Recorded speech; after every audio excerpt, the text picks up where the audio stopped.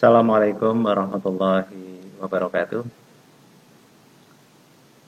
Yang saya banggakan anak-anakku semua, para peserta MPLS masa pengenalan lingkungan sekolah SMA Negeri 2 Purwokerto.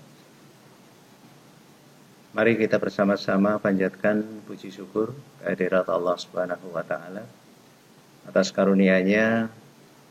Hari ini kita mulai memasuki masa belajar di SMA Negeri 2 Purwokerto. Diawali untuk kelas 10 dalam bentuk kegiatan MPLS.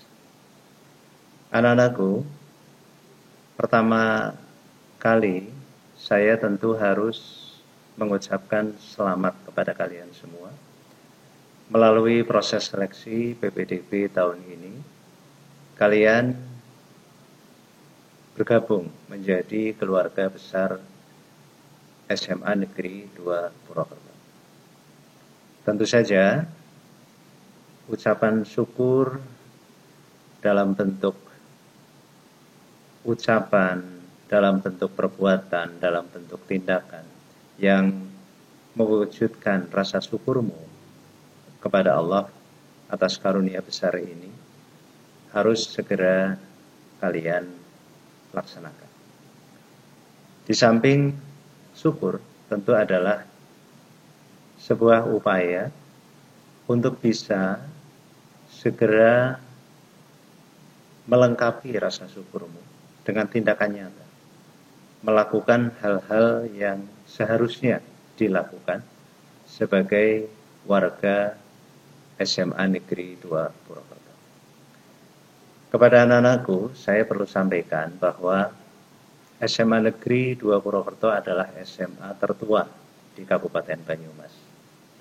Sekolah ini sudah lahir sejak tahun 1950, bahkan sejak sebelum itu.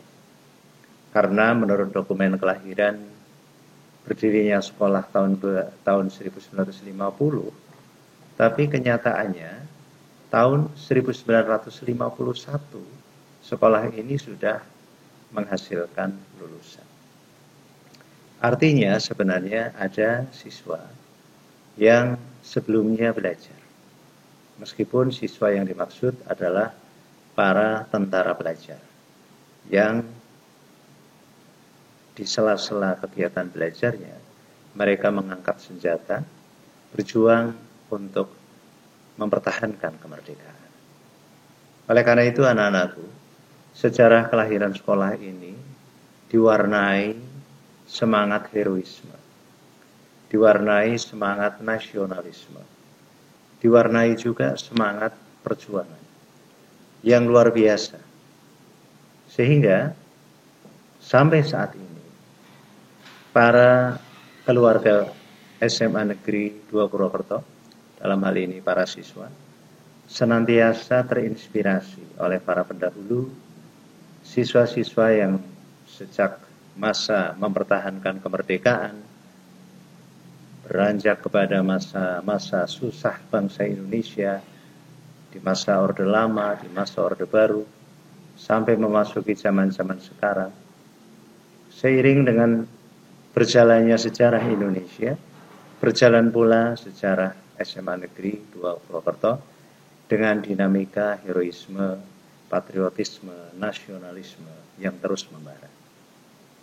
Anak-anakku, ada tugas yang berat yang ada pada pundak kalian, yang harus dibuktikan, harus diwujudkan betul dalam sebuah tindakan nyata, dalam bentuk aktivitas belajar, sebagai bentuk rasa cinta terhadap tanah air dan negaramu. Oleh karena itu, saya kembali perlu mengingatkan, di samping rasa syukur kehadirat Allah Subhanahu wa taala atas karunia besar yang kalian terima saat ini, harus segera diiringi dengan semangat kerja keras, semangat belajar yang tinggi untuk mempertahankan kualitas sekolah yang sudah sangat baik. Pada saatnya nanti ketika kalian bergabung di dalam komunitas belajar SMA Negeri 2 Purwokerto, kalian akan lebih banyak tahu tentang bagaimana sekolah ini. Pesan saya, ikuti dan jalani, jangan berbelok arah, apalagi berbalik arah terhadap apa-apa yang sudah dikembangkan di sekolah ini. Pada kesempatan MPLS kali ini, saya perlu menyampaikan kepada kalian semua tentang bagaimana arah kebijakan sekolah dalam membentuk generasi-generasi milenial yang sukses dari SMA Negeri 2 Purwokerto. Saya dapat bagi arah kebijakan umum sekolah ini meliputi upaya-upaya sekolah untuk senantiasa menghasilkan output dan outcome yang bermutu tinggi, mampu bersaing di dunia global, dan menguasai teknologi informasi. Ini arah pertama yang dikembangkan di SMA Negeri 2 Purwokerto. Bagaimana sekolah berupaya semaksimal mungkin untuk dapat menghasilkan output dan outcome yang bermutu tinggi dan mampu bersaing di dunia global dan juga menguasai teknologi informatik. Melalui arah ini, melalui tujuan yang akan dicapai ini, maka di sekolah ini akan senantiasa dikembangkan berbagai pendekatan pembelajaran yang memungkinkan para peserta didik menguasai materi-materi pembelajaran yang menjadi target kurikulum dan sekaligus mampu membungkus kemampuan materinya dalam bentuk kemampuan dunia IT. Demikian juga mampu mengkomunikasikan kemampuan tinggi di bidang teknologi yang dikuasainya dalam bahasa asing maupun membungkusnya dalam kemampuan menginformasikan ke pihak lain. Ini tekad sekolah. Sekali lagi, menghasilkan output dan outcome bermutu tinggi, mampu bersaing di dunia global, dan menguasai teknologi informasi. Melalui tujuan ini, sekolah akan mengembangkan berbagai pendekatan dan juga memaksimalkan pengetahuan dan kemampuan para siswa di dalam bidang-bidang ilmu yang harus dipelajari. Dan penguasaan ilmu pengetahuan ini kemudian dibungkus dengan kemampuan mempresentasikan dalam bentuk teknologi informasi dan juga kemampuan membahasakan dalam bahasa-bahasa global. Itu arah kebijakan umum yang pertama. Kemudian arah kebijakan umum yang kedua yaitu menciptakan generasi-generasi tangguh yang beriman dan bertakwa sesuai agama dan kepercayaan masing-masing. Walaupun pada umumnya ini juga dapat ditempatkan sebagai tujuan yang pertama, tapi dalam hal ini memang tidak terlalu dibedakan antara tujuan pertama atau tujuan kedua. Sama pentingnya. Kalau boleh dibolak-balik juga tidak masalah. Jadi kita mengharapkan adanya kemampuan iman takwa dari warga sekolah sesuai agama dan kepercayaan masing-masing. SMA Negeri 2 Purwokerto, sekolah negeri, otomatis memberi pelayanan terhadap pendidikan agama sesuai dengan yang dimiliki para peserta didik. Di sekolah ini, di samping mayoritas siswa-siswinya beragama Islam, ada juga yang beragama Kristen, Katolik, Hindu, Buddha, Konghucu sebagai bentuk warna dari agama-agama yang berhak hidup di Indonesia. Semuanya kita kembangkan dalam rangka untuk menciptakan keimanan dan ketakwaan sesuai agama masing-masing. Toleransi antar umat beragama juga dikembangkan sehingga tidak ada pencampur adukan agama antara satu dan yang lain, masing-masing saling menghargai keberagaman agama yang dianut. Kemudian yang ketiga, sekolah juga memiliki arah kebijakan ke depan untuk memberi keseimbangan pada kemampuan peserta didiknya. Keseimbangan yang dimaksud adalah keseimbangan antara kemampuan bidang teknologi dan bidang seni, karena seni bersifat menyeimbangkan. Pengembangan seni dilakukan melalui kegiatan intrakurikuler maupun ekstrakurikuler, baik seni yang bersifat gerak, seni vokal, kemudian seni musik, dikembangkan dalam rangka membentuk keseimbangan yang dimiliki oleh peserta didik maupun output-outcome kita. Keseimbangan yang dimaksud juga keseimbangan antara material spiritual, sehingga di samping pengembangan ilmu dan teknologi, juga dikembangkan keagamaan sesuai dengan agama dan kepercayaan masing-masing. Yang keempat, arah kebijakan umum sekolah menuju kepada tujuan pembentukan masyarakat madani yang menaati norma dan hukum, sehingga harus dipastikan semua warga sekolah, para peserta didik, para guru, karyawan, pengurus komite, orang tua, murid,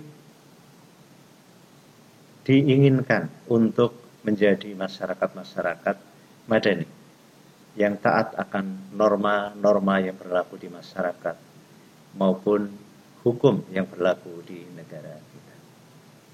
Anak-anak kita, para peserta didik, ini kepada para peserta didik, nanti akan dikenalkan tata tertib yang berlaku di sekolah.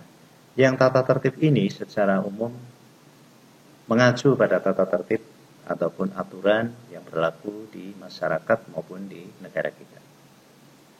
Salah satu yang menarik aturan yang berlaku di sekolah ini adalah siswa yang tidak memiliki SIM tidak boleh membawa kendaraan ke sekolah. Saya hampir-hampir bisa memastikan bahwa siswa kelas 10 itu umumnya tidak memiliki SIM. Karena saya tahu SIM itu salah satu persyaratannya adalah sudah berusia 17 tahun. Kalau betul kalian sudah berusia 17 tahun, kemudian lulus ujian untuk mendapatkan SIM, kalian boleh membawa sepeda motor ke sekolah. Ini salah satu bentuk upaya sekolah membentuk masyarakat madani yang taat hukum ini. Di samping hal-hal yang lain. Misalnya penyalahgunaan narkoba, hal fatal di sekolah ini. Pornografi, porno aksi, itu juga termasuk hal fatal di sekolah ini. Dan banyak hal yang nanti mungkin lebih luas akan disampaikan oleh Wakil Kepala Sekolah Bagian Kesiswaan yang menyampaikan materi mengenai tata tertib sekolah. Mari anak-anakku, kakak-kakakmu kemarin sudah membuktikan diri mampu melaksanakan tata tertib sekolah dengan baik, termasuk tidak membawa sepeda motor ke sekolah kalau belum punya SIM. Sehingga jangan kalian luapkan kegembiraanmu dan syukurmu atas diterimanya kamu di SMA Negeri 2 Purwokerto dengan meminta orang tuamu menyediakan sepeda motor. Aturan hukum yang menjadikan usia 17 tahun sebagai syarat memiliki SIM terkait dengan banyak hal termasuk faktor psikologis. Sudah terbukti di seluruh dunia bahwa anak-anak yang dalam usia kurang dari 17 tahun memiliki stabilitas psikologi yang berbahaya untuk mengendarai kendaraan bermotor di jalan raya. Oleh karena itu, mari anak-anakku sesuaikan aturan ini dengan yang ada di kamu. Kalau kira-kira susah untuk meninggalkan ini, silakan. Kalian bisa memilih tempat sekolah yang lain yang memberi kesempatan luas untuk membawa sepeda motor. Gantikan peran sepeda motor yang mungkin selama ini sudah kalian pakai atau kalian gunakan sehari-hari dengan sepeda. Karena sepeda lebih aman untuk kita dan juga lebih menyehatkan. Dapat juga digantikan dengan berjalan kaki manakala rumahmu tidak terlalu jauh. Bagi yang jauh dapat diantar oleh orang tua atau dapat juga menggunakan moda kendaraan umum. Ini yang bisa dipilih oleh kalian semua. Selanjutnya, arah kebijakan umum sekolah ke depan adalah pembentukan jiwa kemandirian. Pembentukan jiwa kemandirian ini dilakukan melalui pelajaran yang disampaikan Bapak Ibu Guru dalam bentuk tugas-tugas mandiri, dalam bentuk-bentuk kegiatan evaluasi, maupun secara khusus melalui mata pelajaran kewirausahaan, prakarya dan kewirausahaan, dan secara lebih spesifik melalui kegiatan organisasi kesiswaan yang ada di sekolah kita. Ada banyak sekali organisasi kesiswaan yang ada di sini, organisasi siswa yang ada di SMA Negeri 2 Purwokerto. Pilihlah yang kira-kira akan membentuk kamu menjadi orang-orang yang mampu mengorganisir kegiatan dengan baik, sekaligus membentuk jiwa mandiri. Saya yakin kalian semua ingin belajar lebih utuh, bukan hanya belajar melalui Bapak Ibu gurumu, tapi kamu juga dapat belajar melalui teman-temanmu dan melalui alumni-alumnimu yang semuanya dahulu aktivis-aktivis organisasi. Yang terakhir, arah kebijakan umum sekolah ke depan adalah pembentukan jiwa cinta lingkungan. Nah, jadi anak-anakku semua, sekolah ini sekarang ini berstatus sebagai sekolah adiwiyata nasional dan akan bertekad dalam waktu dekat menjadi sekolah adiwiyata mandiri. Bukan persoalan predikat sekolah adiwiyatanya, tapi kami di sini ingin membentuk jiwa-jiwa cinta lingkungan ke depan. Karena kita tahu bahwa lingkungan hidup ini harus kita yang merawat, agar kita bisa lebih lama tinggal dengan nyaman di bumi. Karena perilaku manusia yang tidak positif untuk bumi, kita tahu bahwa dari waktu ke waktu bumi kita semakin panas karena adanya peningkatan suhu global. Ini harus terus dikurangi melalui pembentukan jiwa-jiwa cinta lingkungan. Penggunaan AC yang berlebihan, penebangan pohon di mana-mana, mendukung terciptanya pemanasan global. Demikian juga adanya sampah yang berserakan di mana-mana, sampah yang tidak dikelola dengan baik. Ini juga menjadi masalah tersendiri bagi lingkungan. Oleh karena itu, kepada anak-anakku semua, mari semangati dirimu dan semangati kita semua untuk senantiasa mencintai lingkungan, mengurangi pembuangan sampah yang tidak diperlukan, ya. Sampah sekecil mungkin, dan kalaupun harus membuang sampah itu sudah harus bisa dikelola dengan baik. Ini arah kebijakan umum sekolah. Dan kemudian terkait dengan arah kebijakan khusus sekolah dalam rangka masa pandemi, saya akan membacakan siaran pers Kementerian Pendidikan dan Kebudayaan nomor 174 Sipras _A6_7_2020 yang intinya Mendikbud kembali tegaskan pembukaan sekolah di zona hijau harus mengedepankan protokol kesehatan. Saya perlu sampaikan kepada anak-anakku semua bahwa Kabupaten Banyumas saat ini memasuki zona kuning. Kembali harus hati-hati, bukan lagi zona hijau. Mudah-mudahan bisa segera kembali ke zona hijau. Namun demikian perlu saya bacakan secara utuh siaran pers dari kementerian. Pandemi COVID-19 membuat pembelajaran yang sedianya dilakukan secara tatap muka beralih menjadi pembelajaran jarak jauh atau PJJ. Baik secara dalam jaringan maupun luar jaringan, Kementerian Pendidikan dan Kebudayaan bersama Kementerian Agama, Kementerian Dalam Negeri telah mengeluarkan surat keputusan bersama tentang panduan pembelajaran pada tahun pelajaran baru dan tahun akademik baru di masa pandemi COVID-19. Menteri Pendidikan dan Kebudayaan Nadiem Anwar Makarim dalam wawancara telekonferensi menyebutkan bahwa terdapat beberapa kabupaten kota yang merupakan zona hijau menurut gugus tugas percepatan penanganan COVID-19 nasional. Dengan demikian, dimungkinkan memulai pembelajaran tatap muka dengan persyaratan protokol kesehatan yang ketat. Kendati demikian, prosesnya dilakukan secara bertahap, yakni dimulai dari jenjang SMP dan SMA, SMK terlebih dahulu. Ini mengenai kenyamanan, mengenai kepercayaan kita kepada institusi sekolah yang bisa melakukan protokol kesehatan yang baik. Itu kuncinya. Disampaikan Mendikbud saat wawancara program Ini Budi Tempo secara virtual di Jakarta pada hari Sabtu. Kebijakan membuka sekolah kembali untuk dapat menyelenggarakan pembelajaran tatap muka berada di tangan kepala daerah. Selain kepala daerah, kepala sekolah dan orang tua juga punya hak untuk menentukan apakah memang sekolah tersebut sudah siap untuk menyelenggarakan pembelajaran tatap muka kembali.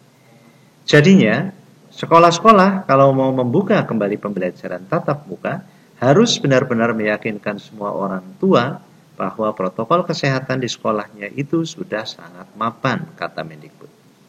Kemudian, apabila ada orang tua yang merasa tidak siap jika anaknya harus kembali bersekolah, maka ia berhak untuk menolak dan anak tetap melanjutkan pembelajaran dari rumah. Jadi, kita benar-benar harus memegang prinsip kebebasan memilih, karena ini mengenai kesehatan masing-masing. Menurut kami, prinsip dasar itu adalah haknya orang tua. Saat ini, Kemendikbud sedang melakukan monitoring untuk memeriksa kesiapan beberapa wilayah hijau yang akan menerapkan pembelajaran tatap muka kembali.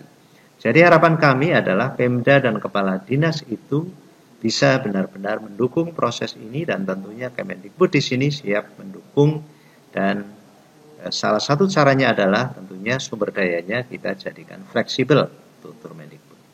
Sebelum saya lanjutkan perlu kami sampaikan bahwa kembali sebenarnya masalah pembelajaran di sekolah ini itu ditentukan oleh gugus tugas kabupaten, dalam hal ini bupati, dan cabang dinas pendidikan wilayah 10 sudah mengajukan izinnya dan pada intinya belum diizinkan untuk saat ini. Sampai kapan waktunya tentu kita masih menunggu keadaan Banyumas seperti apa. Di samping itu seandainya sudah ada izin, maka harus dipastikan bahwa orang tua maupun sekolah merasa siap dan tidak keberatan. Seandainya pun kemudian sekolah maupun orang tua merasa siap, lalu ada 1-2 orang tua yang keberatan, maka 1-2 siswa yang keberatan tadi dapat tidak mengikuti kegiatan pembelajaran dengan cara tatap muka. Artinya kepada anak-anakku semua, saya sampaikan bahwa dalam masa pandemi COVID di bulan-bulan ini, sekolah akan menempuh kegiatan pembelajaran melalui kegiatan jarak jauh atau daring. Saya teruskan. Bagaimana dengan evaluasi pembelajarannya? Mengenai efektivitas pelaksanaan PJJ selama masa pandemi, diakui Mendikbud sangat variatif. Terdapat beberapa daerah yang dinilai cukup efektif, tetapi tidak sedikit pula yang dinilai tidak cukup efektif. Beberapa kendala dan tantangan yang ditemukan antara lain akses internet yang di beberapa daerah memang sangat sulit, terutama di daerah terluar, tertinggal.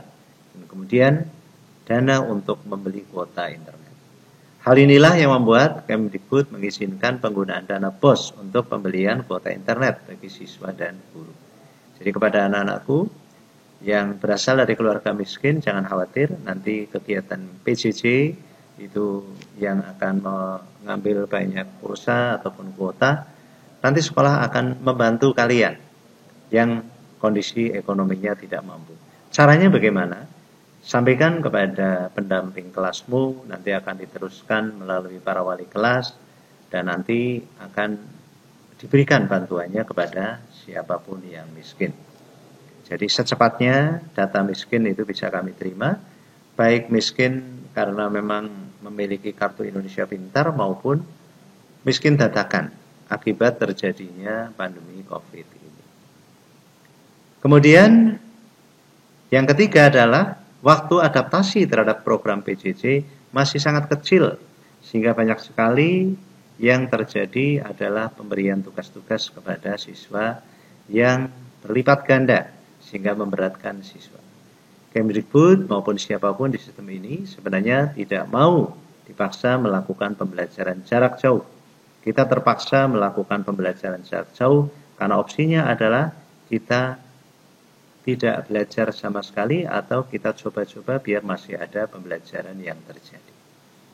Artinya memang pembelajaran jarak jauh itu semuanya itu belum siap. Saya memang dapat mengatakan bahwa di SMA Negeri 2 Purwokerto lebih siap dibandingkan beberapa sekolah lain.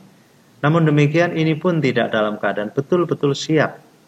Jangan mengharapkan bahwa pembelajaran jarak jauh itu seefektif pembelajaran tatap muka. Oleh karena itu, dukungan dari masing-masing orang tua maupun siswa maupun guru karyawan dalam pembelajaran jarak jauh itu diperlukan. Kalian yang tahun pelajaran kemarin masih di kelas 9 SMP, waktu itu kebetulan sudah hampir terlampaui masa ujian, sehingga tidak merasakan PJJ yang begitu lama sebagaimana adik-adik kelasmu.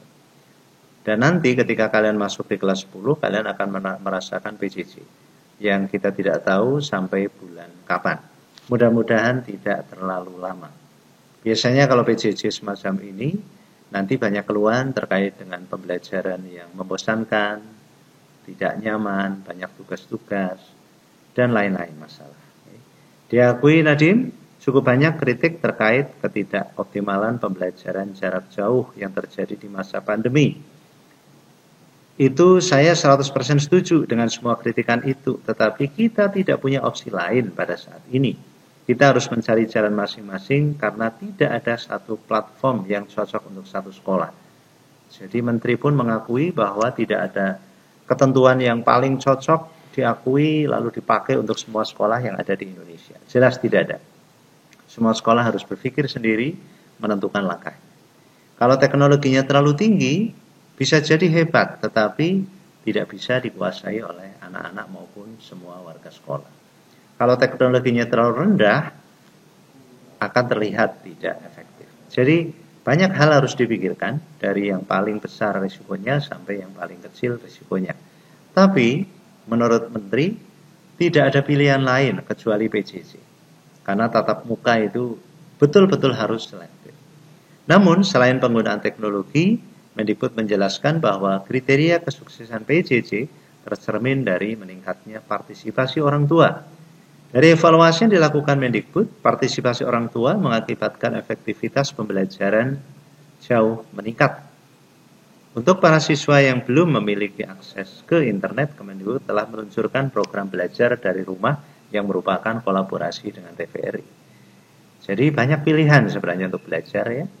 Di samping orang tua yang berkenan untuk mendampingi, juga melalui TVRI, melalui RRI juga banyak kegiatan-kegiatan yang bisa untuk membantu belajar.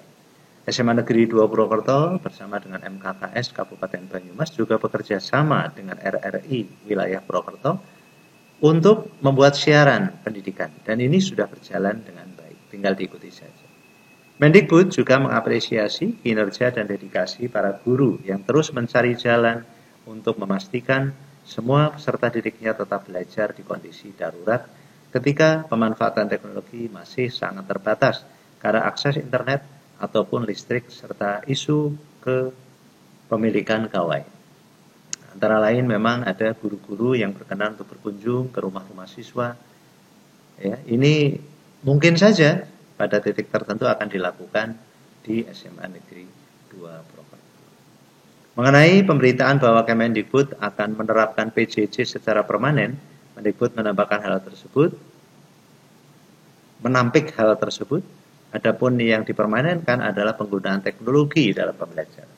Jadi tidak ada jaminan bahwa PJJ akan berjalan terus sampai akhir tahun, gitu ya. Maupun juga PJJ hanya beberapa bulan, itu tidak ada jaminan karena untuk bisa meneruskan atau mengakhirkan PJJ sangat tergantung dengan kondisi yang ada pada saat itu. Jadi inilah siaran pers Kementerian Pendidikan dan Kebudayaan yang saya bacakan kembali untuk bisa mengarah kepada bagaimana arah kebijakan khusus sekolah ini menghadapi masa pandemi. Jadi intinya anak-anakku, nanti sesudah kegiatan 3 hari MPLS ini akan ada komunikasi intensif dengan para wali kelas, dengan guru-gurumu, untuk kalian dapat mengambil jadwal yang sudah disediakan, sehingga pembelajaran bagi kelas 10 akan berlangsung mulai hari Kamis, minggu ini. Sedangkan pembelajaran bagi kelas 11 dan 12 sudah berlangsung mulai hari ini. Kalian tentu belum berkesempatan kenalan dengan para wali kelas maupun guru-gurumu.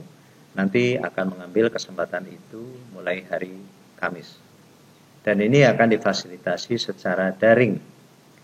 Namun demikian, nanti ada agenda sekolah bagi kalian untuk mengambil buku paket. Buku paket tersedia di sekolah kita, lengkap. Kurang lebih ada 13 mata pelajaran tersedia buku paketnya.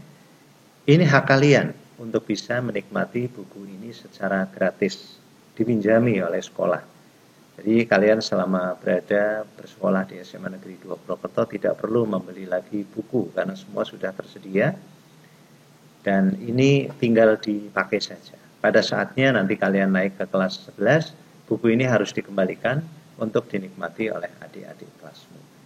Karena pengambilan buku tidak mungkin dilakukan secara daring, maka tentu untuk kaitannya pengambilan buku nanti diagendakan secara bergelombang, sangat terbatas, agar bisa diambil oleh siswa sesuai dengan jadwal.